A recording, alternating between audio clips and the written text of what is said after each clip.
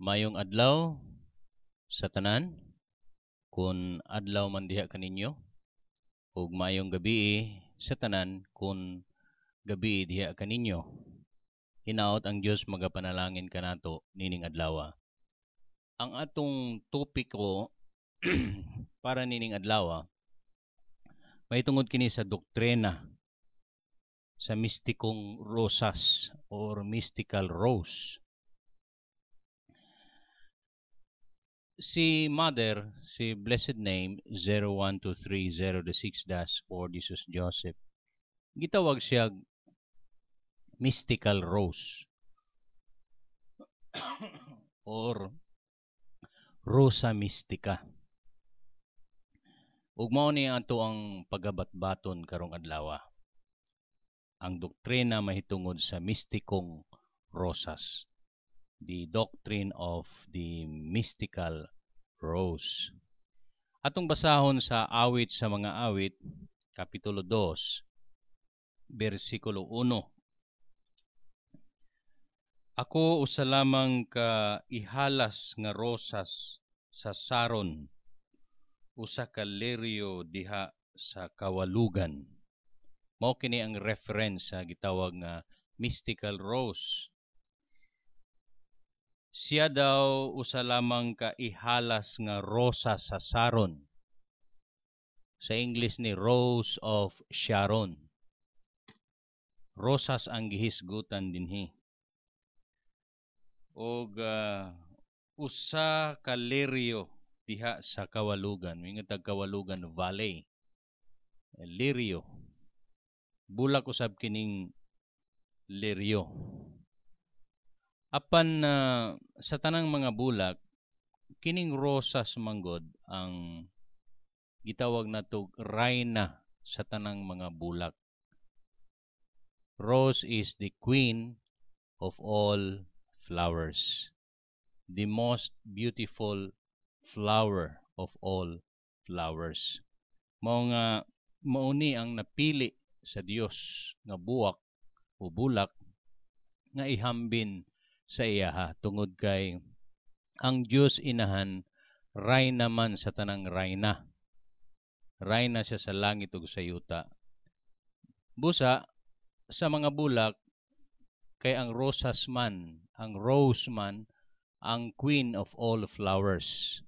Mao ni iyang napili nga ihambin sa iyahang kaugalingon.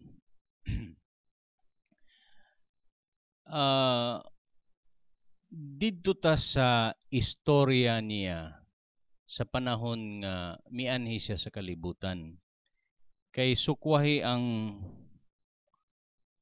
ang estelo sa Espiritu Santo sa iyang pagpakatao dinhi sa kalibutan. Sukwahi lahi kay kang Hesukristo. Kay si Hesukristo gipanganak man siya ni Santa Maria. Samtang kining persona sa Espiritu Santo sa iyang pag-anhi dinhi sa kalibutan, wala siya gipanganak. So sa unsa nga paagi siya mianhi o mikanaog dinhi sa kalibutan. Ingani. Niadtong panahon nga mibuto ang bulkan nga mayon, early 20th century. Migawa sa baba sa bulkan ang bato nga nagkalayo. Gitawag na siya og ball of fire. Siyempre kung mubuto ang usa ka bulkan, muluwa man gyud na siya og kanang gitawag sa English nga ball of fire. Bato na siya nga iluwa sa bulkan, bato nga nagkalayo. Ball of fire. Now, kining ball of fire nga giluwa sa bulkan niadtong panahon nga mibuto ang bulkan nga mayon,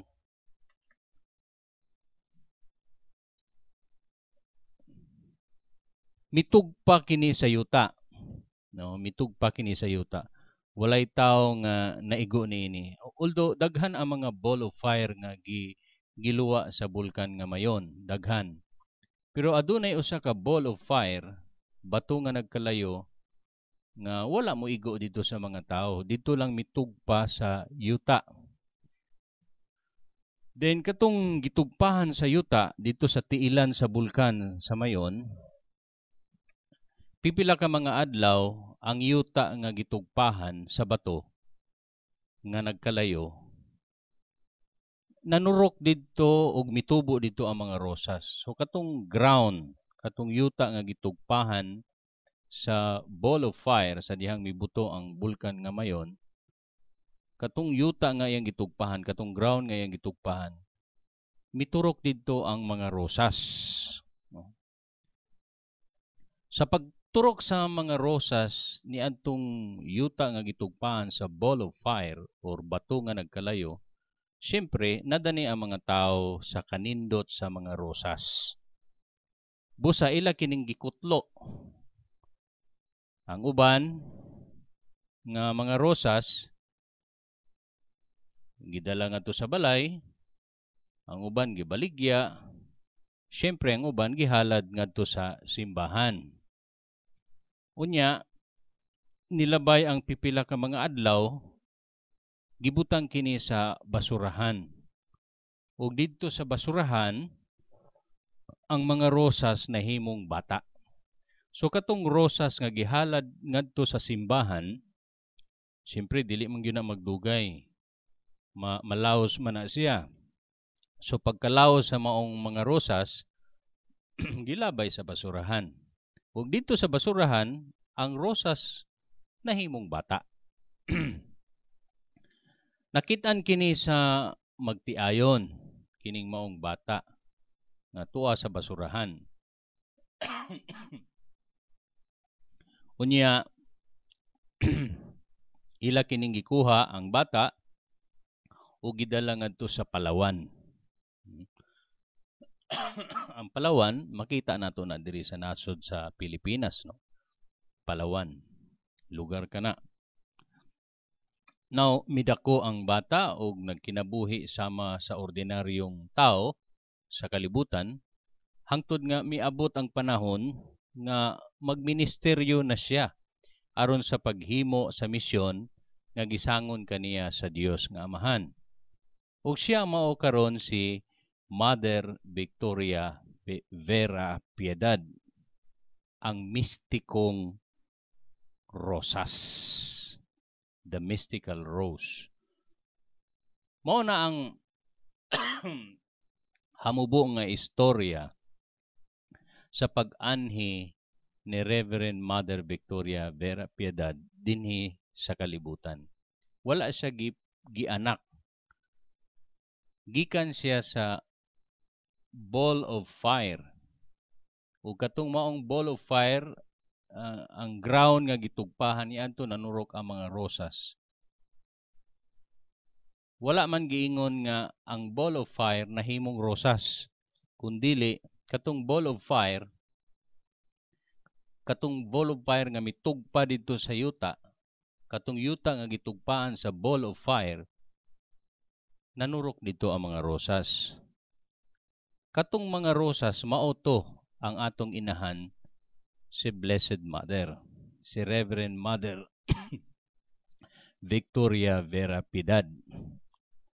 Kay sa diyang nanurok ang mga rosas, nindot man sila tanahon, gikutlo sa mga tao, o katong rosas nga gihalad ngadto sa simbahan, human to nalaya, o nalaos, dili nalaya, nalaos, lahi man ang nalaya, no? So nalaos siya, so gilabay sa basurahan, o dito sa basurahan, katong rosas nga gihalad dito sa altar, gihalad sa simbahan, nahimong bata, ug mao kana karon ang atong mahal nga inahan, ang persona sa Espiritu Santo. Now dito balik ta sa ball of fire.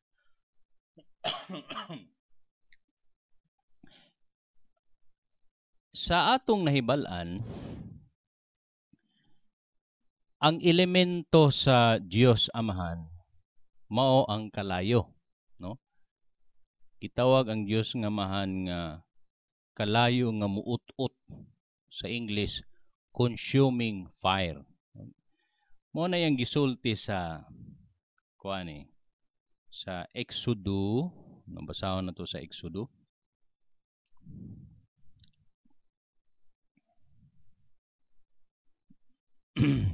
Matod pa niya nga siya daw kalayo nga muut-ut. Mao na ang pag-describe niya sa iyang kaugalingon.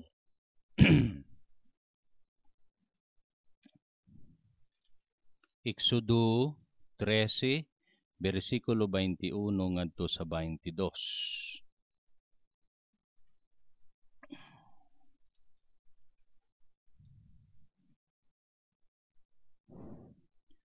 Sa adlaw, naguna kanila ang Ginoo, pinaagi sa panganod, nga daw haligi, aron paggiya kanila sa agianan.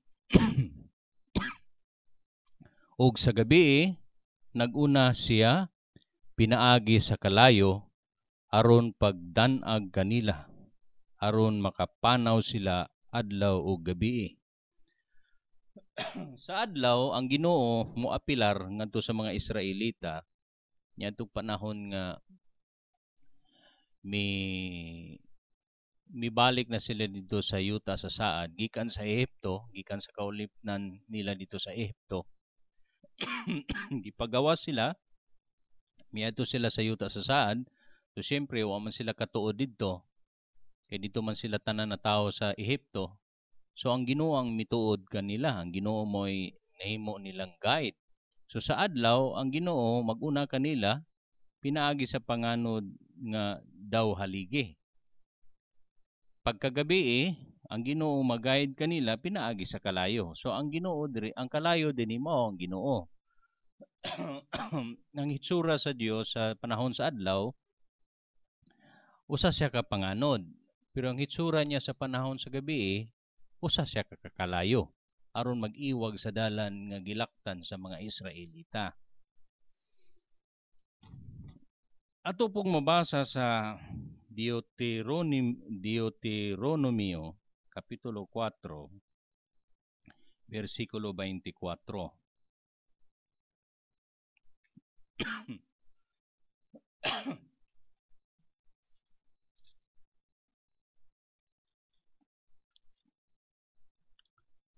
Deuteronomio capítulo 4 versículo 24.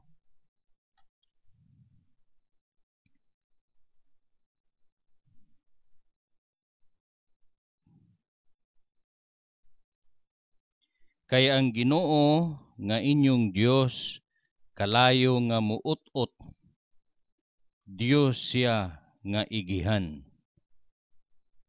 Balikon ko, kay ang Ginoo nga inyong Dios kalayo nga muut-ut. Kalayo siya nga muut-ut, consuming fire. Buot pasabot, consuming fire, igihan siya nga Dios, siloso siya nga Dios. Kung masuko siya,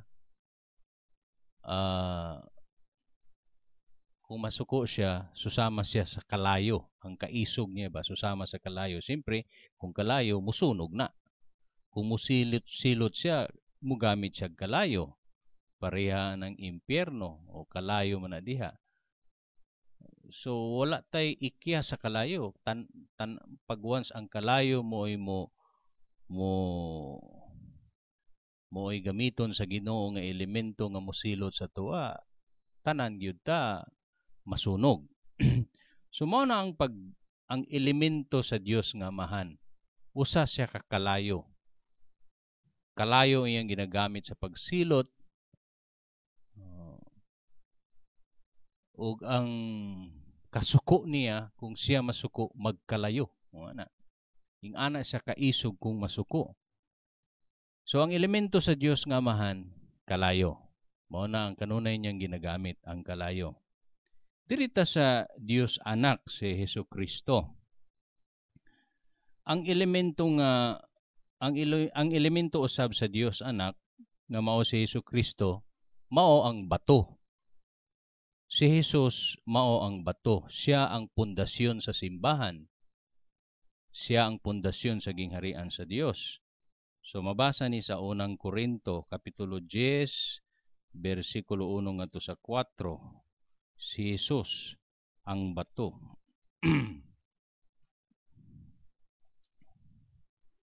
Unang Korinto kapitulo 10 bersikulo 1 ngadto sa 4.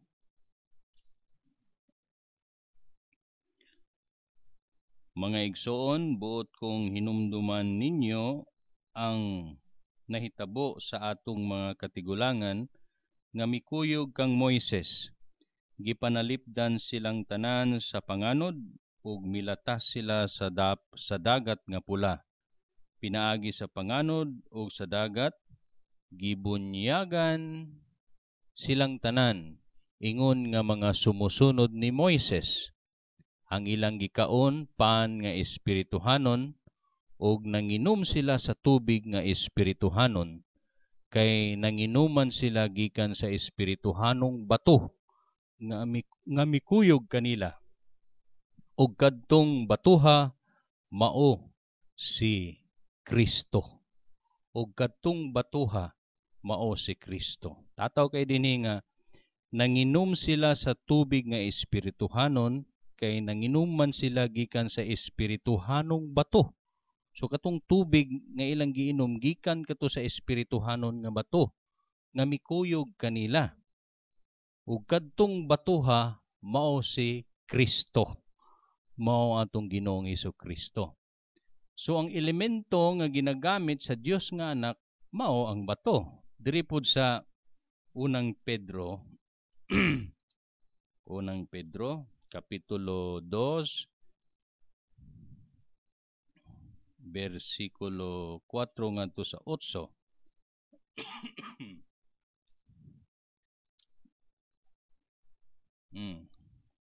Unang Pedro kapitulo 2 bersikulo 4 ngadto sa 8.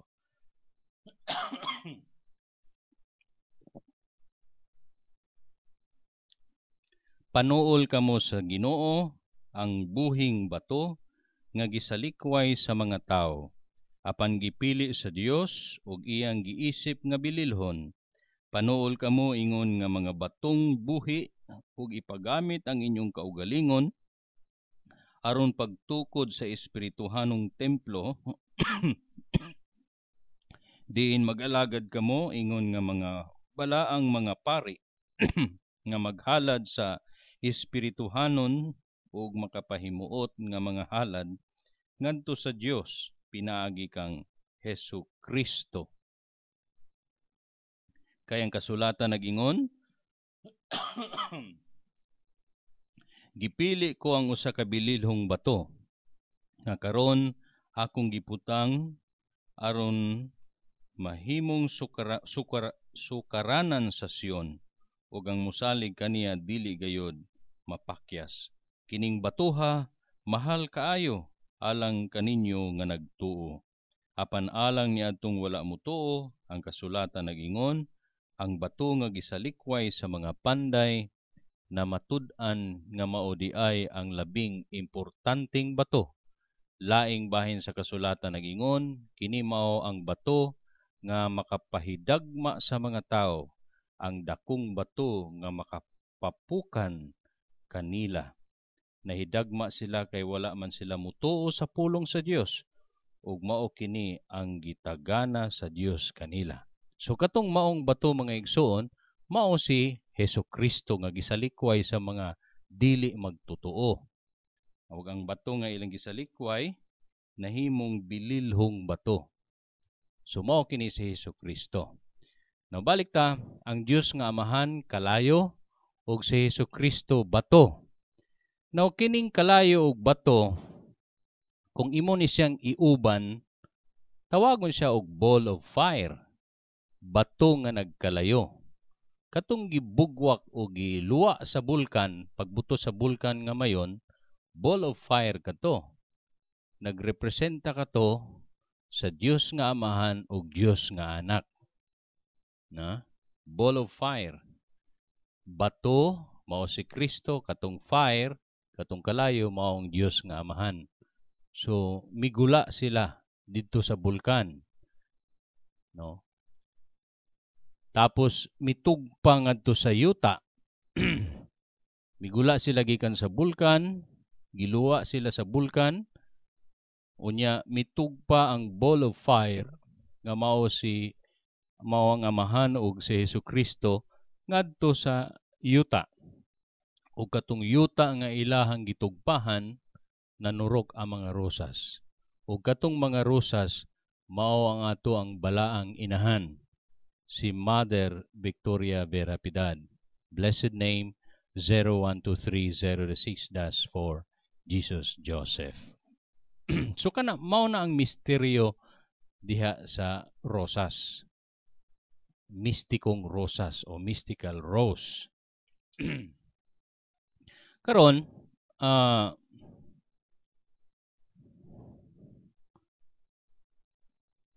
kay ang rosas mao man ang queen of spiritual flowers. Rose is the queen of spiritual flowers. Ug mao kini siya si Reverend Mother Victoria Vera Piedad. Ug ang bato nga nagkalayo, ball of fire, mao kadto ang amahan, si Yahweh, ug ang anak nga si Hesukristo. Ang rosas ang pinakamaanyag sa tanang mga bulak. Ang rosas ang pinakamaanyag. So, kay siya man ang pinakamaanyag, siya itong gihambin ngadto sa inahan, nga maupoy pinakamaanyag sa tanang inahan. Pinakamaanyag sa tanang mga babae. Tungod kay siya ang reyna sa tanang reyna. Ang rosas ang pinakamaanyag sa tanang mga bulak, mao ang inahan nga si Mother 0123006-4. Ang rosas nga dagtum pula o karang purple sa English, dagtum pula. Mao kini ang timaan sa pagka mapaubsanon sa inahan. Kay daghan mong klaseng color sa rosas, na dagtum pula, purple, na ay yellow, na agani green, na apoy puti, no? So kanang rosas nga dagtum pula, timaan kini sa pagka mapaubsanon sa inahan. Ug ang rosas nga puti, white, timaan kini sa iyang pagkaputli. So kining duha ka kolor sa rosas sa atong mahal nga inahan, dagtum pula o kining puti, doon ni siya kahulugan. Ang dagtum pula o purple, timaan ka na sa iyang pagkamaupobsanon, ug ang puti, timaan ka na sa iyang pagkaputli. Ang rosa mystica, adunay tulo ka rosas sa iyang dughan. Kanang makita bitaw nimo ng birhin, kanang gitawag nga rosa mystica, birhin na siya. Diha siyang dughan, doon na siya mga rosas. Unya, tulo ka klase nga rosas nang naa sa iyang dughan. Ang rosa mystica adunay tulo ka rosas sa iyang dughan nga nagkahulugan sa una, pag-ampo, pagpenitensya o pagpasaylo. So kung makita nimo ng birhin sa rosa mystica, doon na siya mga bulak diha sa iyang dughan, tulo ka klase nga bulak na mao ni ang kahulugan, no? Pag-ampo, pagpenitensya o pagpasaylo. Ang inahan mo ay nagtudlo o nag-auhag sa katawhan sa pagrosaryo. No, si Birhen Maria man ang nag-auhag niini ngadto sa katawhan nga mag-ampo pinaagi sa rosaryo. Siya ang nag-introduce aning rosary. Usa ka matang sa pag-ampo nga gikahimut-an sa Dios nga inahan ug sa Dios nga amahan. So ang pulong rosaryo gikan kini sa pulong nga rosa or rose, rosaryo, rosa. Sa English, rose. Gikan kini sa pinulungan nga Latin, no? rosarium. Latin ana rosarium. Nga ang kahulugan, duha ang kahulugan niini. Corona nga rosas. Sa English, crown of roses. Ikaduha, quintas nga rosas. Sa English, garland of roses. So balikon ko, duha ang meaning aning rosarium. No? Kaning rosarium, Latin ni siya nga pinulungan. Ang buot pasabot ana, una, corona nga rosas. Ikaduha, quintas nga rosas. Sa English, crown of rose o garland crown of roses and garland of roses. So nganong kaning rosaryohan, no? Kanang rosaryohan, gitawag man na siya og kaning crown of roses. Kay kung tan-aw nimo ng rosaryohan, siguro kinahanglan nga magkuha siguro ko og kanang rosaryohan. Kadiyot lang ha, kay kuhaon ako tong rosaryohan aron na i-demo nako sa inyo ha. Kadiyot lang.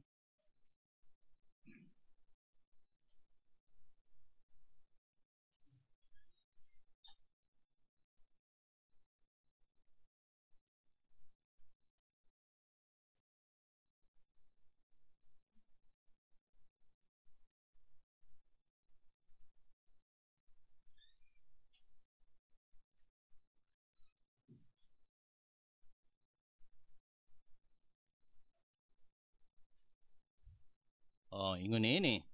Kaso kaning rosaryohan nga akong nakuha, medyo fade na siya. Medyo fade na. Na abog-abogan na ni siya. So mao man ni ang rosaryohan. Mao ni siya, no? Mao ni ang rosaryohan. Gitawag siya crown of roses kay mura man guni siya corona. Butang diri mura ni siya corona butang nimo diri sa ulo. Mura siya crown, no? Mura siya crown, mura siya corona. Butang nimo sa ulo. Unya gitawag po siya garland of roses. Quintas nga rosas. Kay pwede man nimo siya ikwintas. Kaso dili masulod sa kong ulo. Pwede man siya magkwintas. Kung masulod sa imong ulo, makwintas siya. Mura man siya kwintas diri sa imong liog na. Pag masulod lang ni sa kong ulo, pwede na ako ni magkwintas. Di lang manggod masulod. So mura siya kwintas. Mura po siya corona kung ibutang nimo sa ulo. Mura siya corona. So mao na siya. Kani atong unang panahon, ang mga beads kay kini mao man ang gitawag beads. Kini. Rosas ang mga beads sa karaan nga rosaryohan. Kanag yung bulak nga rosas, mao nang ginahimo nga beads. Mao bitang gitawag siya crown of roses o kaning garland of roses kay mga bulak siya nga rosas ang mga beads. Hangtod nga kay kung ang imong manggong himuon nga rosaryohan bulak, siyempre malaos man na siya. So hangtod ni abot tong panahon nga ang mga beads dili na gyud bulak nga rosas. Gipurma na lang ang purma gikulit na lang siya nga ang dagway niya ba preyaan gikulit na lang ba nga dagway sa usa ka rosas ang beads. Karon lahi naman excuse me, lahi naman yang hitsura, dili naman hitsura sa usa ka rosas. Lahi na lingi na siya. Pero sa karaan nga panahon ang hitsura niya rosas gyud, bulak sa rosas. Nya ang pinakauna gyud nga rosaryohan bulak gyud sa rosas. Kaso lang malaos lang to siya. So mao nga ang original, no? Balikon ko. Ang original nga rosaryohan mga bulak nga rosas. Ug ang nag-introduce ani mao si Birhen Maria. Yan isang gi-introduce nga to sa mga tao aron gamiton sa mga tao sa pag-ampo. Kay ang rosaryo usa man ni sa mga pamaagi sa pag-ampo ug usa sa mga gikahimut-an nga pag-ampo sa atong mahal nga inahan. Balikon ko si Blessed Mother, blessed name 01230-6-4 Jesus Joseph o Reverend Mother Victoria Vera Piedad. Gitawag siya mystical rose. Tungod kay gikan siya sa misteryosong rosas. Nganong gitawag maning misteryosong rosas kay dili siya ordinaryo nga rosas eh.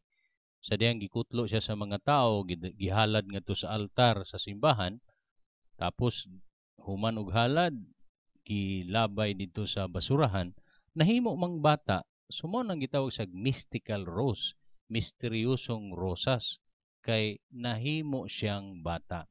Gikan niya adtong pagbuto sa bulkan nga mayon, ang ground nga gitugpahan sa ball of fire, nanurok ang mga rosas, tapos katong mga rosas gikutlo sa mga tao, gihalad nga to sa simbahan, human og halad sa simbahan, gilabay sa basuran, ug nahimong bata, ug katong bata mao ang persona sa Espiritu Santo. Maong gitawag siya mystical rose, misteryosong rosas.